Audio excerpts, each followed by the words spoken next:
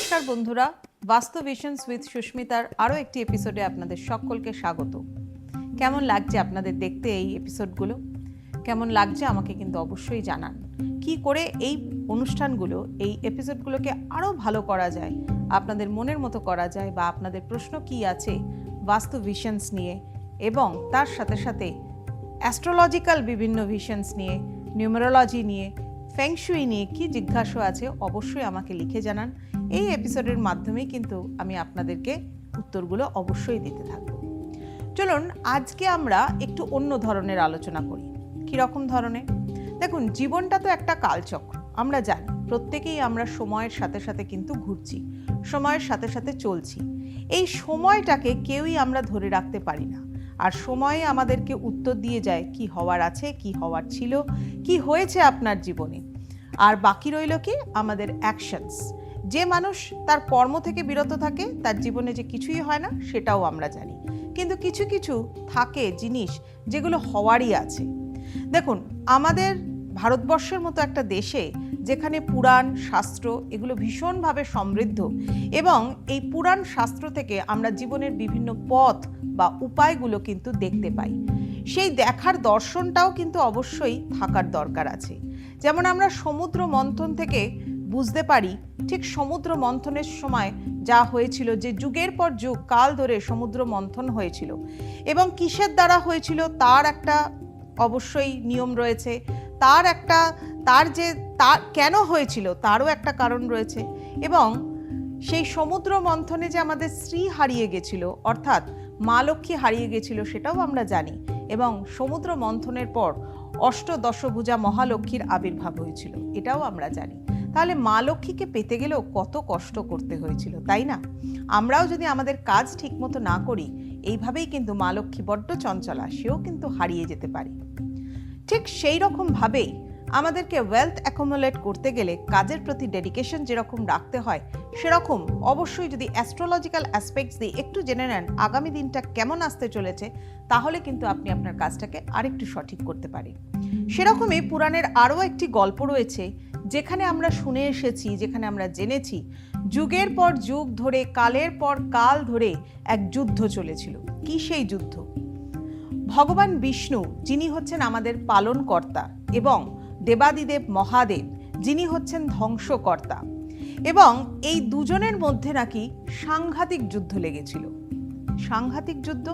কিন্তু অনেকেই আবার এটা ভাববেন যে ভগবান শিব যখন ধ্যানে বসেন, কার ধ্যান করেন এটা কি আপনারা জানেন? বিষ্ণুরই ধ্যান করেন। আবার ক্ষীর সাগরে বিষ্ণু যখন চোখ বন্ধ করেন, কাকে দেখেন? ভগবান শিবকেই দেখেন। তাদেরও একটা সময় তাদের দুজনের, যখন ভগবান শিব মোহিনী রূপ ধারণ করেছিল, তাদের এক সন্তানও হয়েছিল। এটাও কি জানেন? আমার এপিসোডগুলো ফলো করতে থাকুন, নিশ্চয়ই গল্পগুলো বলবো, ভীষণ ইন্টারেস্টিং লাগে জানেন। কারণ এই গল্পের সাথে আমাদের বাস্তবিক জীবনে কিন্তু অনেক তার প্রভাব আমরা দেখতে পাই। আচ্ছা, এই যুদ্ধ কেন চলেছিল, এর পেছনে কি কারণ আছে আপনারা কি জানেন? হ্যাঁ, এই যুদ্ধ চলেছিল বিশেষ কিছু কারণে। যদি পরিবারের একজন পার্সন তার কাজ থেকে বিরত হয়ে যান, তার চরিত্রের জায়গা থেকে বিরত হয়ে যান, তাহলে কিন্তু শুধুমাত্র তিনিই তার জীবনে ফল পান তা কিন্তু নয়, পরিবারের সবাইকে তার ফল কিন্তু ভোগ করতে হয়। আমার আপনার পরিবারে এরকম ঘটনা আমরা দেখেই থাকি, বহু মানুষের জীবনেও কিন্তু এই ঘটনা ঘটেছে। হতে পারেন আপনার হাজব্যান্ড বিপথে চলে গেছেন, হতে পারেন আপনার হয়তো কোনো এক্সট্রা ম্যারিটাল অ্যাফেয়ারে জড়িয়ে পড়া হয়েছে। শুধু কি আপনি এফেক্টেড হচ্ছেন, আপনাদের সম্পর্ক এফেক্টেড হচ্ছেন? না, পরিবারের সবকটা পার্সন, আপনার এল্ডার যারা রয়েছেন তারাও হচ্ছেন, আপনার গুরুজন যারা রয়েছেন তারা তো হচ্ছেনই, তার সাথে সাথে আপনার সন্তান, আপনার ভাই বোন, প্রত্যেকেরই কিন্তু তার প্রভাব তাদের উপর পড়ছে। ঠিক সেই রকম যুগের থেকে যুগে যখন ভগবান শিব এবং বিষ্ণুর এই যুদ্ধ চলেছিল, তার প্রভাব কিন্তু সকলের ওপর, সারা বিশ্বে হয়েছিল, এবং সারা বিশ্ব একটা সময় ধ্বংস হতে চলেছিল। সব কিছু শেষ হয়ে যেত, না আপনি থাকতেন, না আমি থাকতাম, কেউ থাকতো না। এর পেছনে একটা গল্প আছে, সেটা হচ্ছে ভগবান বিষ্ণুর স্ত্রী হচ্ছেন মা লক্ষ্মী। এই মা লক্ষ্মীর সাথে তার আরও ভাই বোনেরা ছিলেন, কারণ মা লক্ষ্মী হচ্ছেন সমুদ্রের মেয়ে, সমুদ্রের মেয়ে হচ্ছে মা লক্ষ্মী। মা লক্ষ্মীর আরও 4টি বোন ছিল, যারা ভগবান শিবের ভগবান বিষ্ণুর কিন্তু ভীষণভাবে তার প্রেমে পড়েছিলেন এবং তাকে চাইতেন এবং হিংসা করতেন মা লক্ষ্মীকে, প্রচণ্ডভাবে চাইতেন। তার জন্য কিন্তু তারা ভীষণভাবে নিজেদের পাওয়ার জন্য ব্রহ্মার দ্বারস্থ হন এবং তাদের বিভিন্ন ধরনের ধ্যানের দ্বারা, ত্যাগের দ্বারা ব্রহ্মাকে তুষ্ট করেন এবং ব্রহ্মা বর দেন। তাতে ভগবান বিষ্ণুকে তারা পান। ভগবান বিষ্ণুই কিন্তু নিজের থেকেই তাদের কাছে আসেন এবং তাদের কাছে ধরা দেন এবং যুগের পর যুগ সেই পাতালে ভগবান বিষ্ণু যখন থাকতে শুরু করেন, তখন লক্ষ্মীও কিন্তু একা হয়ে যায়। তখন সে কিছুতেই চিনতে পারে না তার স্বামীকে, সে কি করে এরকম কাজ একটা করতে পারে। হতে পারে কালচক্রের মধ্যেই হয়েছে। তখন মা লক্ষ্মী আসেন শিবের কাছে। শিবকে যখন তিনি সমস্ত ঘটনাটি বলেন, দেবাদিদেব মহাদেব মহালক্ষ্মীর এই কথা শুনে প্রচণ্ডভাবে রেগে যান এবং তখন তিনি মনে করেন যে কি করবেন। সেই অবস্থায় কিন্তু তাদের যুদ্ধ শুরু হয়।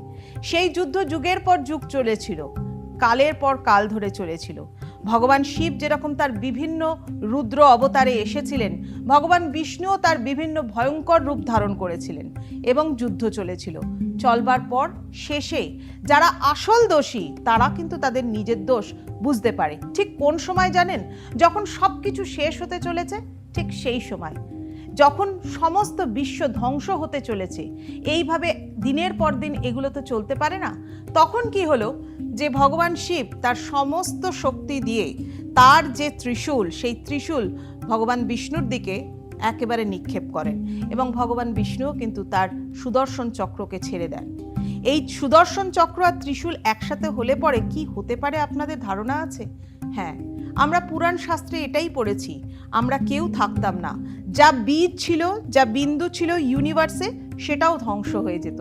তাই সব ধ্বংস হওয়ার আগেই সেই মা লক্ষ্মীর 4 বোন তাদের কথা বুঝতে পারেন, তাদের দোষ বুঝতে পারেন এবং অবশ্যই ভগবান বিষ্ণুকে তাদের যে কথা দেওয়া, তাদের যে তিনি কথা দিয়েছিলেন সেই কথা থেকে মুক্ত করেন এবং আলটিমেটলি কি হলো?